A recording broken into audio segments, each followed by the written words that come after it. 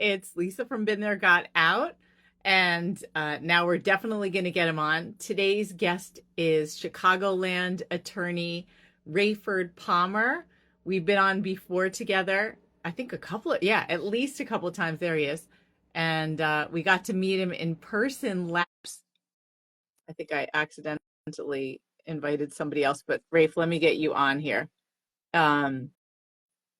Anyway, he's also, there you go. Hi, how are you? Good. I was just saying that that it was so cool to meet you in real life, and it was last summer. It was Yes, about a year that's ago. a long time ago now. Thanks for having me on again. Yeah, our pleasure. But you're the I mean, obviously you're an attorney, and you'll introduce yourself formally after my first question. Sure. But you're the author of the book I Just Want This Done, which, yep, and Chris has it. I don't have your copy in front of me, so I'm glad you have it. Chris is the one who usually holds it up, and we always say it's on our Mount Rushmore of books that we recommend, and everybody Thank you. says it. So why do you think your book is so popular? It's that you're now working on another version of it, right? Yeah, actually, two things. I'm working on a second book entirely that's sort of a prequel, and I'm also going to do a revised and updated version of this book. And we're going to talk a little bit about what is going to be in the revised because it's your a lot to do with your topic today. Um, so yeah, the book has been out for 3 years. It's still a bestseller. It is the number one on Book Authority's best family law books of all time. Still, which I'm very proud of. Thank Wow. you, and thank you for it's the title. It helps. Um, Great reviews from folks, and I think I connected with a need out there for a lawyer to talk about the real deal in the divorce world and explain not only what you should do and what to avoid, but also why things are the way they are. And I tell real stories from real cases, which I think appeals to a broad audience. So it's a interesting read, not just a bunch of dry, you know, do's and don'ts. Yeah. All right, so let's get to it. So you've introduced yourself a little bit as an author. Give us a little more about your background. I know you don't do like crazy high conflict cases like our community, but certainly you have experience. So tell us about who you are, Rafe. So our team does. We occasionally have crazy high conflict cases, but so my name's Raiford Palmer. I'm an attorney. I've been a lawyer for 30 years. I've been a divorce lawyer for over 20 years, and I'm the principal of STG Divorce Law in Chicagoland. And I manage the law firm, and we have 10 attorneys. We work all over the Chicagoland area, and we handle uh, collaborative mediation and litigated cases, some high conflict. Most of our clients are complex divorces, a lot involving complex finances, high income, business owners, entrepreneurs, professionals, folks like that. And we also work with people in high conflict cases in some cases as well. So we're familiar with everything from alternative dispute resolution to court process. Yeah. And we always I don't know if you know this, but Chris and I recently joined something called the Amicable Divorce Network, Yes, I'm and familiar which with them. seems ironic. Yeah, because it's like high conflict, but I felt like I love meeting other professionals who want to keep our clients out of court. So Sure. knowing that you do collaborative divorce, it's like there are so many alternatives. And we talked about that in one of our prior interviews, and we'll talk about that here too. But I think people assume, well, my ex is high conflict, and so this is going to be a disaster. Can Right. you talk about how it's not necessarily a disaster just because you have a high conflict ex, and how professionals can have an impact on those kinds of cases? So the right team can make a big difference, as you're suggesting. If the right people are involved in the case, they will not. They will do everything they can to not blow it up and not let it turn into a World War III mess. So I've seen collaborative teams and folks with in assisted mediation take a high conflict case and, with the help of good divorce coaches and lawyers who aren't inclined to blow things up, get it into a logical process and defuse those bombs and get people on track to think about the divorce itself in practical terms and get it resolved as amicably as possible. but dealing with the high conflict stuff between the folks. So, and it's some of the couple of chapters in the book, I talk about a couple of high conflict cases where coaches were essential in letting the couple deal with the conflict, but not let it derail the divorce case. So you sort of pull the emotions away from the practical side of the divorce. And if people can do that, they will be much more satisfied and have a much more efficient process. When the emotions get tangled up with litigation, turns into World War III, as you guys always talk about.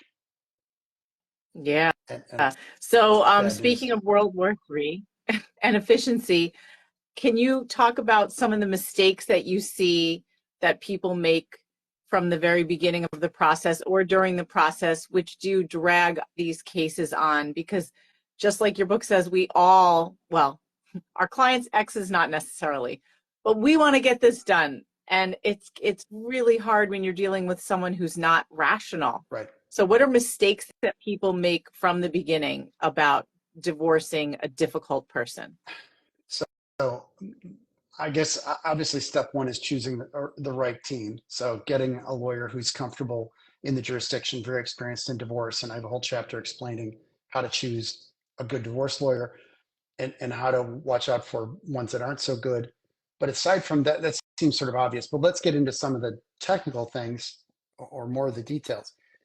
The number one is making it very clear to the attorney and your team what your goals and your concerns are at the outset, and also being very transparent with your attorney about what the bad stuff is.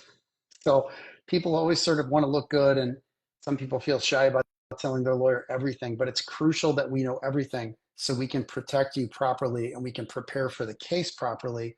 I've had cases where the client doesn't disclose things to me, and everything you tell your lawyer is confidential. But when they don't tell me, then we can't get prepared. And then the other lawyer runs around finding out this stuff and then brings motions in court, and we get hit in the back of the head with things. We look foolish in front of the court. The court thinks our client is hiding stuff, and you start losing what I call the meta case, which is everything but the facts in the law. It's the way the court perceives you and the other people in the case. And the meta case can have a huge influence on the outcome of your case. And so the way the court sees you, your soon to be ex, the lawyers, the experts involved in the case, guardian ad litem, is very important in how ultimately, if the court's on the fence about something, if the court's feeling good about you, do you think the court's going to go your way or the other person's way? So understanding the interplay between people and the way that psychology plays in is really important. So full disclosure to your lawyer about all the bad stuff and the good is crucial. Then quick responsiveness to your lawyer about turning documents around. When the lawyer says, I need you to review this document, ask me any questions, sign it, that's going to speed things up if you're fast at turning things around. Also being very cooperative about providing every document you can to your lawyer as soon as possible. Again, more disclosure is good, and more information you can get in your attorney's hands will help your lawyer better prepare at a sooner time. Um, and uh, that is a proactive client is going to be more successful than someone sort of sitting back and pretending it all isn't happening.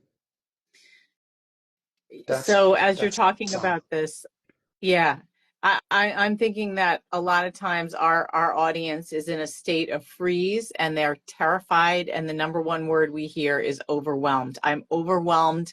My lawyer is asking me to get all this stuff done, and I can't do it. How do you handle clients like that? Two things.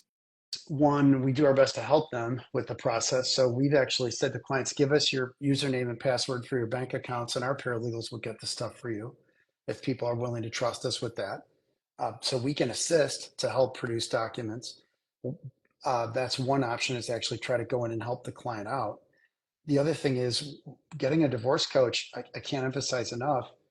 They'll That's an emotional issue. Locking down is really an emotional thing, and it's essential that folks do their best to keep moving one step forward at a time and keep plugging forward, because if you sit in neutral, you won't make progress by definition. So there's only so much a good lawyer can do without the client's participation. So it's just like a doctor. If a doctor prescribes, medicine and exercise and whatever, and the person eats cheeseburgers all day long and doesn't take their medicine, they're not going to do well. So you've got to follow the recommendations of your attorney if you expect the best results or if you want the best results. And part of that is participating. So all I can say to folks is it's important to put in the effort at that time to get the best benefit from your attorney. Yeah. So that involves, I think, self-regulation, because a lot of times we're talking about how people deal with their kids, but also in the middle of these cases, it's how do you deal with your case, like being emotionally regulated. And that takes a lot of work. And Chris and I handle a lot of that part too.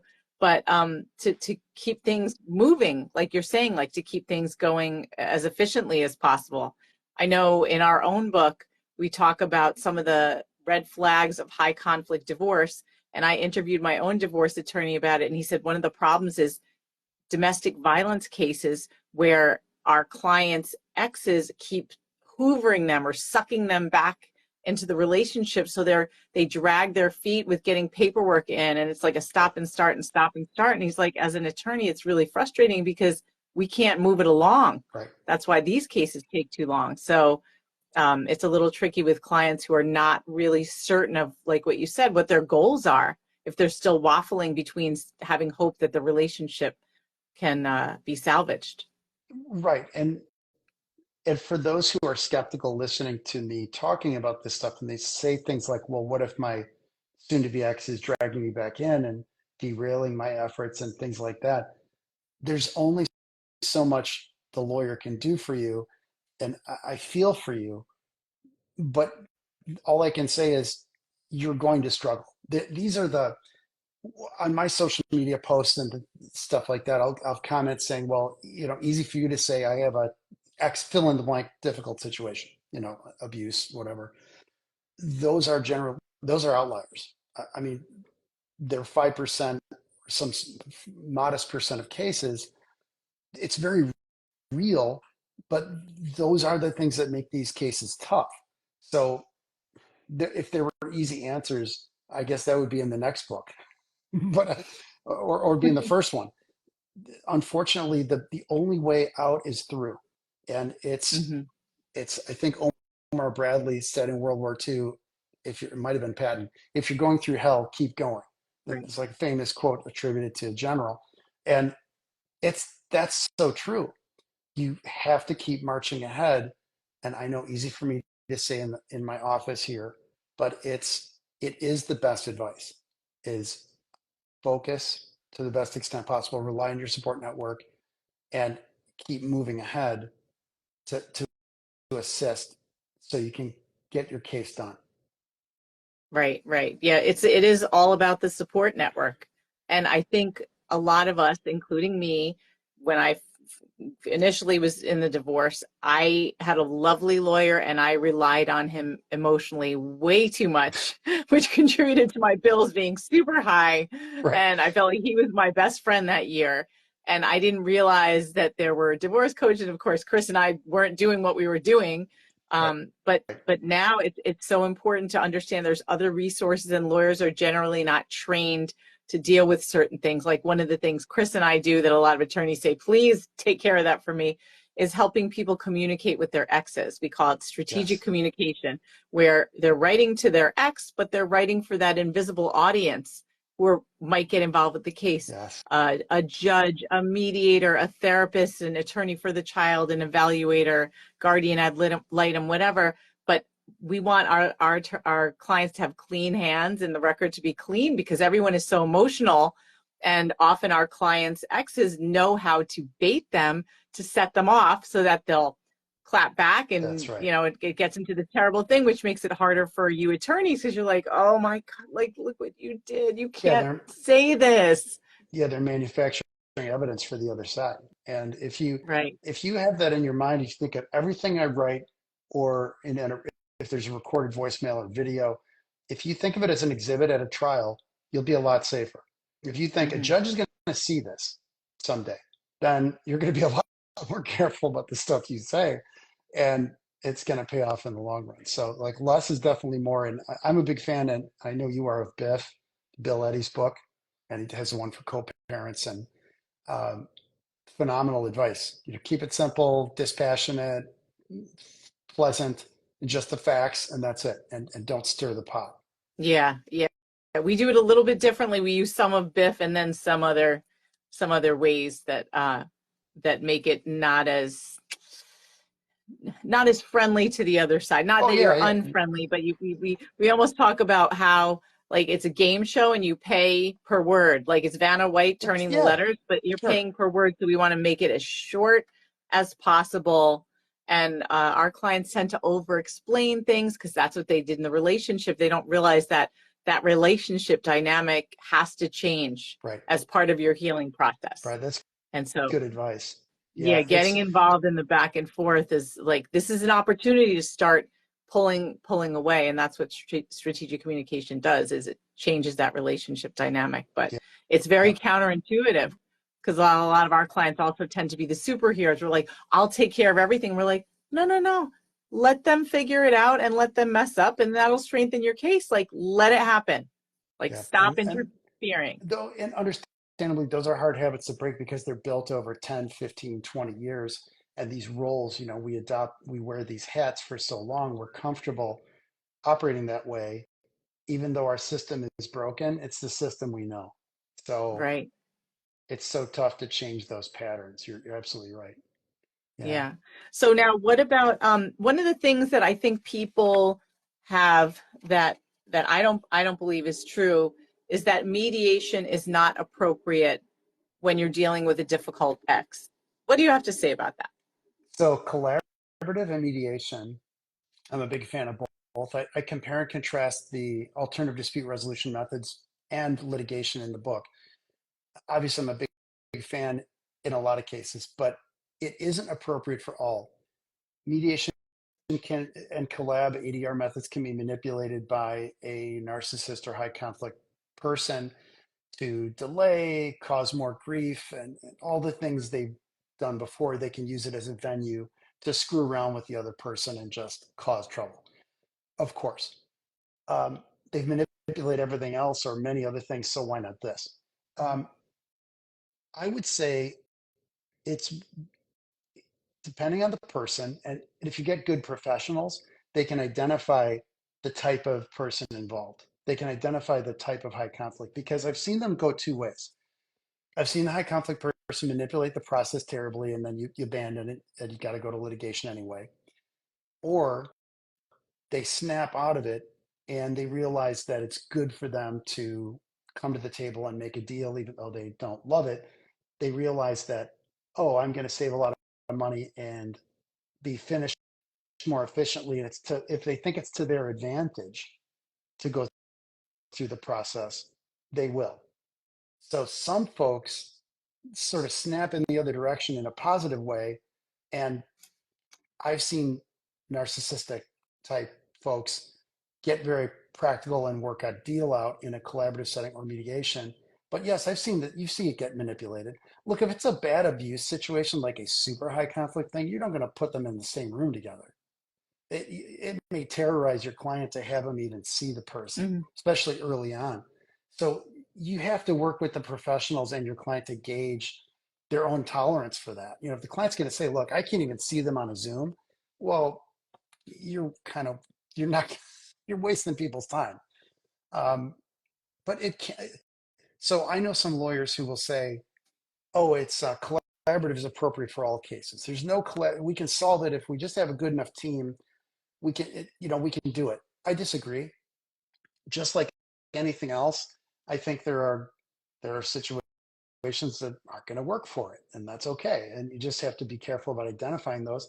I do think a large number of cases can be handled through collaborative mediation.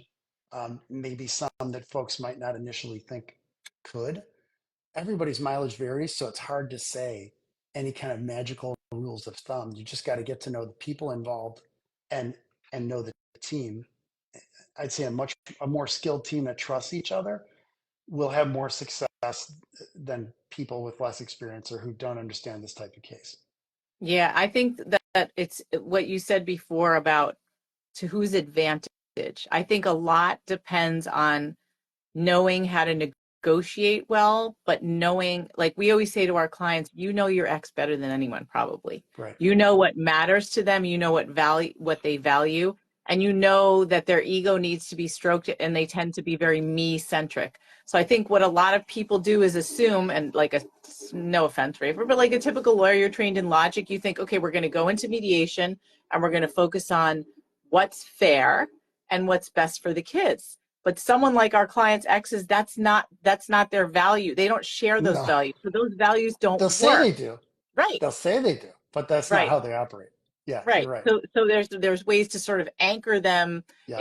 into let's say a consensus or universal agreements, and then kind of keep it focused on there. But I think having leverage, figuring out how to approach it where you want to make it all about them, not about what's fair and what's best for the kids. Let's Right. make it all about them, that you tend to get a lot further in making progress in these alternate dispute resolution situations. When I've handled those cases, I always warn my client that I'm going to kiss their spouse's butt way too much. They're going to freak out and think I'm on their side.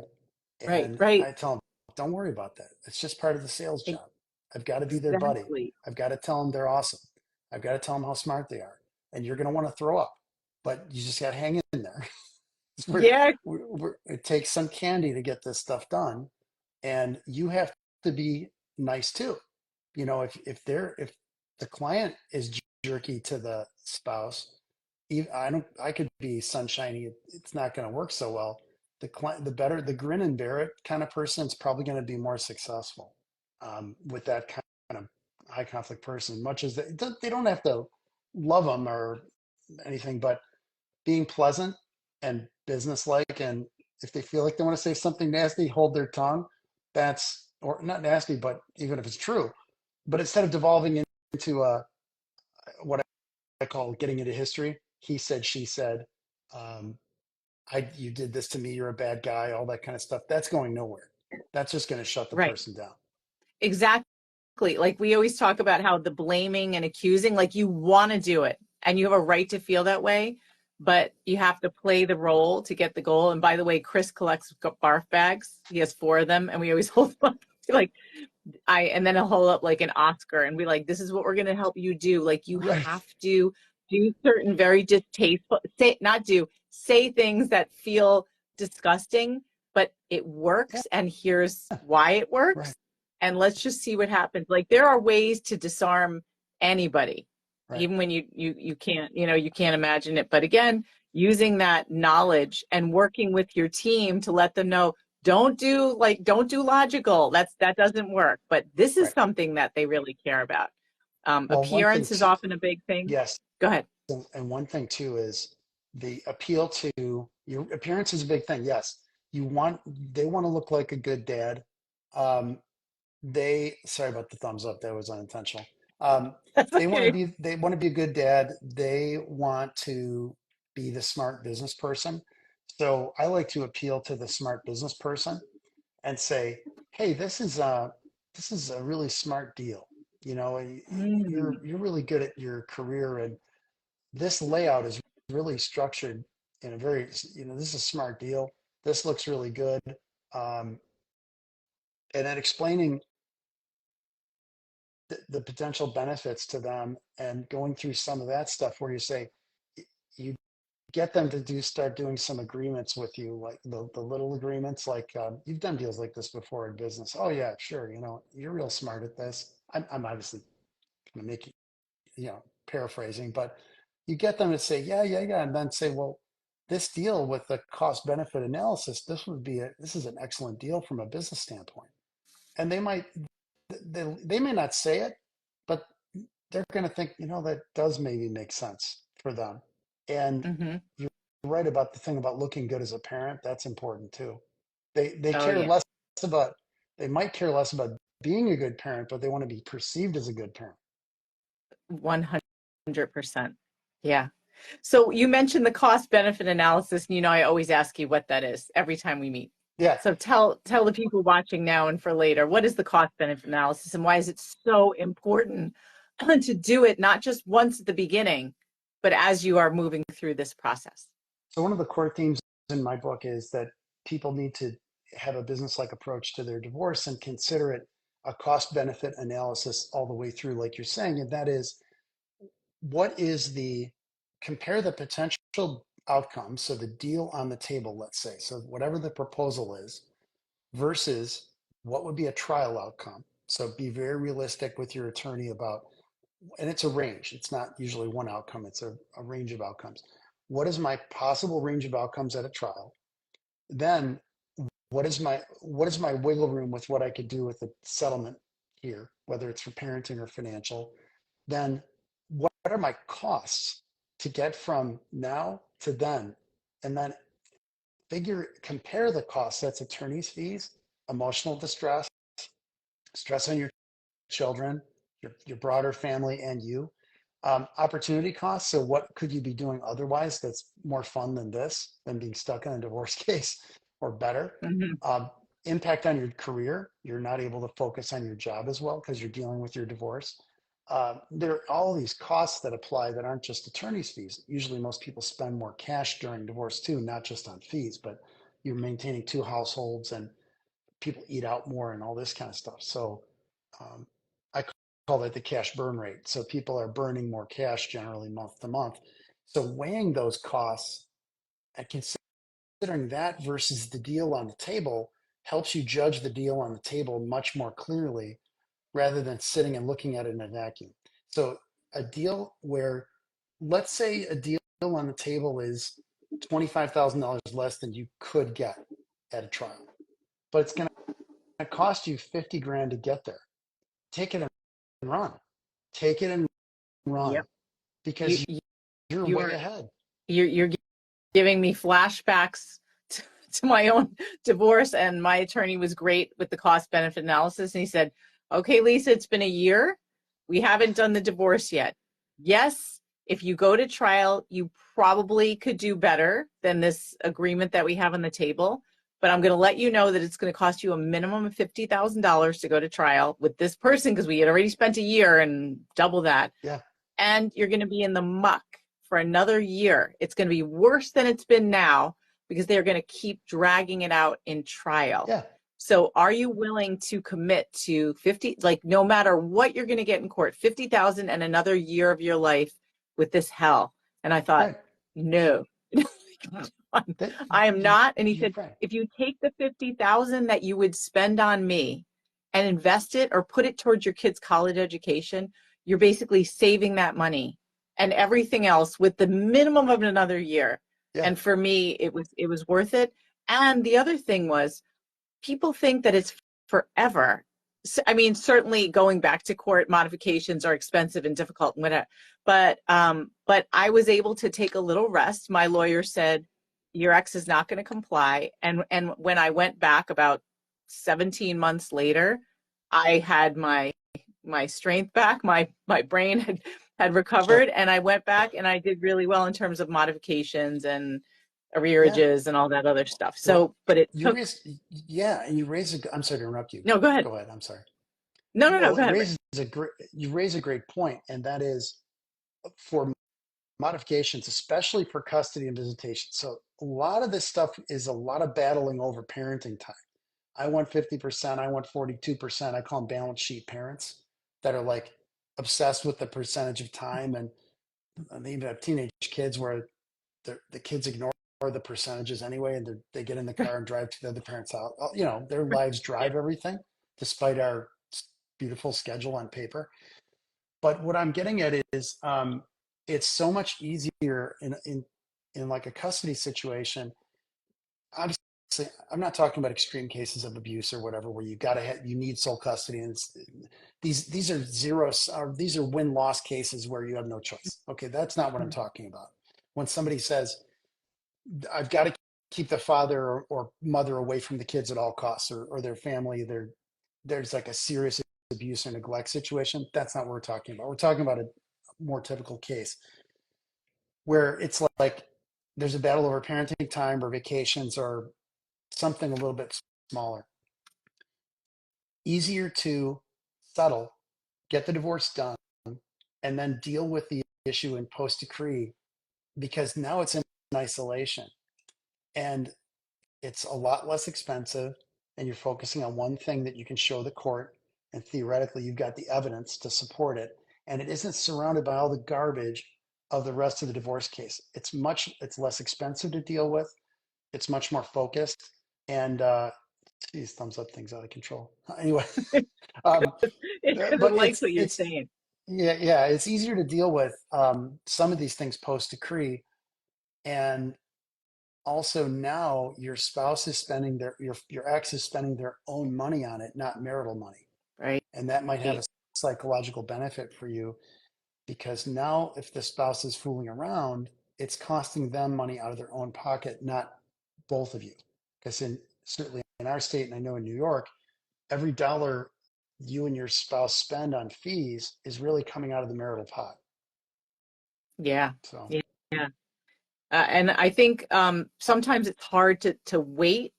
You can't make an agreement and then go right back to court and say, I correct. want to change it. I mean, Yeah. usually, like where we are in most of the world, it's a year and a half to 2 years before you go back. But we always say divorce is often for our clients part one. So now you start developing your case. Now you're documenting properly, you're doing strategic communication, like you're gathering evidence to come back with a really Sure. strong case. And in the meantime, you could kind of catch your breath from the intense, Yeah. Well, the legal in spigot, the money being spent and everything else. in Illinois, we used to have a 2-year thing on custody judgments. Now, if it's parenting time, there's no time limit. If you can show best interest of the child, you can modify parenting schedule 2 months after a divorce. Really? Hmm. Yeah. Wow. There's no minimum time if you can show best interest, which is interesting. Yeah, that's really good to know. All right. So speaking of that, any other recommendations on now, not mistakes, but what things people can do right to get this done? You mentioned a couple. Full Yeah, I've got it. Well, disclosure I've to got a your good one. attorney. Yeah. Go ahead. Yeah, full disclosure, cooperate with your lawyer. Be quick about it as much as you can. Cleared about your goals and concerns. And if they change, let your attorney know. Here's one for the folks who think there is some sneaking around going on with finances. If you keep it quiet that you're talking to to an attorney. You can go into court and file a petition for divorce, and you can get a temporary restraining order, and you can get an order requiring that you're allowed to seize computers and hard drives.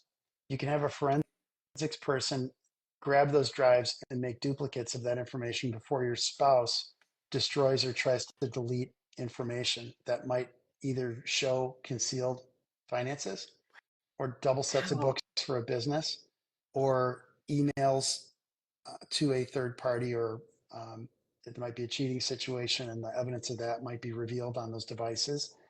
So you can legally grab those devices, get them duplicated, examined, and return them in a short period of time. These forensic folks are very, very good at what they do, and they can duplicate drives pretty effectively. No, I can't speak. I'm not super tech savvy. If a drive is encrypted, there may be an issue, but a court may order somebody to turn over the encryption keys. So this is something to talk to a lawyer in your jurisdiction about. But I've done it in a couple cases where my client was convinced there were shenanigans going on financially, and hidden companies and concealed sets of books, and sort of financial double life. And so we grabbed all the computers before the person knew what hit them. Um, and so we were able to copy everything, turn the computers back over inside 3 days. Um, and it gave my client a tremendous upper hand because the person knew we were going to see everything. So that That may is be what, amazing. This is the first time I've heard of this. yeah. That's wonderful. Ooh, I'm so excited. Chris and I are putting Pres- together an online course, and that little clip is going in there. Like that's super helpful because so many of our community are dealing with hidden assets and shenanigans, yeah, as you like to call them. yeah. Wow. Preservation of evidence early on is really important. So Hmm. grabbing those drives and getting them copied is huge. Um, yeah, it's important to emphasize that. And there's a lot going on in those devices, like somebody has crypto accounts and things like that, you might see the emails confirming crypto transactions. Hmm. Subpoenas are very hard to get served on companies like Coinbase. So finding those hidden assets can be challenging. I would talk, if you feel that your spouse is squirrely with finances, I would talk to a financial forensic expert ahead of time. Tracy Conen, Coenen, is an awesome one who has a great book. Oh, you know Tracy, yeah. Yep. Divorce She's great. And Money Guide. We yeah, we recommend her yeah, all the time. Yeah. Tracy's an all-star, and always good to talk to her before you launch a case so that you know the steps to take ahead of time and information to gather. Because once your soon to be ex knows you filed, they're going to circle the proverbial wagons and start deleting things and modifying stuff. Or devices will disappear. The computer that you Mhm. remember that was in the home office magically gets replaced 2 days later by a brand new machine. And that stuff happens all the time, unfortunately. So the best defense is if you're going to be in war, then you got to fight to win. So that's part of this, those part of the tricks. And then, uh, the old sports line that the cheerleaders would say, be aggressive. Normally, it's not my style. But if you're in a Mhm. war, you better be aggressive, but you can do it with a smile. It doesn't mean be a jerk. It means do all the discovery methods, send out take depositions, subpoena third parties who will tell the truth. So your spouse might lie, but it's unlikely that their lawyer will lie. Their lawyer's only been paid a couple $1,000s a year to work for them in their business. They're not going to lose their license lying for this person. So find what we call collaterals or third party witnesses who know that person's situation and are unlikely to lie about it. Those people are worth talking to and taking their depositions to start gathering pieces of information to surround your soon to be ex with evidence, which will then show whether they're telling the truth or not. I love it. I love all the practical, actionable advice that's very strategic. That's like, even if you're emotional and you have a professional, like a lawyer who knows what they're doing, the lawyer can take care of that for you. And you can Yes. deal with your emotions with other people. This stuff isn't cheap, but if you are in a war isn't cheap. It isn't in divorce, but find a lawyer that's focused, knows how to try a case, because there are a lot of divorce lawyers that aren't good at trying divorce cases. They know who they are, but I'm not naming names. Um, and I've tried a lot of other things before I got into divorce: personal injury, juries, commercial litigation, or business litigation, federal court, state court. And you have to know what you need to prove at trial to trace back to the evidence that you need in discovery. So you're focused. You don't need the whole world. You need to know, what do I need to prove at trial, and then backtrack from that. And that's the stuff you look at in discovery. And that focuses your discovery efforts. So as you gather those pieces of evidence, the opponent. Oh, wait, Rayford, lost your volume. Okay, say it again. So what I said was, by gathering the evidence, apologize for that, by gathering that evidence from those third party witnesses and documents don't lie unless they've been altered. Okay. I mean, that could happen theoretically, but that's one reason why you subpoena documents from third parties, because you get the genuine documents from the banks and the financial institutions. Once you're surrounding your soon to be ex with evidence and testimony from other witnesses, you take their deposition last because they're hemmed in by all that information. Some would say take part of the deposition first, if you can do it in two parts, and then see if you can catch them in I, stuff, and I then take the love rest this. I later. love this. So in Illinois, theoretically, you could take a deposition in two parts. You get 3 hours unless you get leave of court. You could take an hour and get some exploratory information, get them to commit to some stuff, then do a follow up later potentially. So there's a number of tactics that a savvy lawyer can use to maneuver the case into position, not only for success at trial, but narrowing the range of options at settlement. So your soon to be ex is asking for the moon at the beginning because nobody knows the parameters, and the evidence starts to define the parameters. The evidence creates a narrower and narrower window of outcomes. And most of our states have formulas or rules of thumb to determine things like support, child support, alimony, division of assets. most lawyers can tell you within a fairly narrow range what those outcomes are if you give them a certain evidence situation. So once you gather the information, the game playing starts to get smaller and smaller because there isn't as much room to maneuver. Yeah. Yeah. So what you're saying, it's making me think about, in our book, we have a section also that talks about what kinds of questions to ask a prospective attorney, what to expect from the relationship, red flags to watch out for. But one of my favorite questions to ask, to have someone ask an attorney in cases like our clients is, how would you handle a case like mine? And Yeah. so a lawyer, that has two reasons to do that.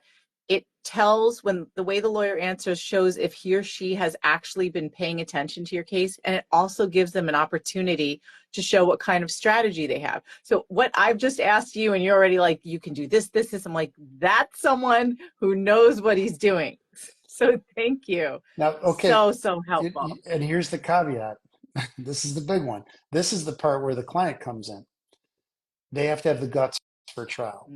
They've got to have the guts to sit there for 2, 3, 4, X number of days, over a week, 2 weeks, months, depending on how screwed up your court system is.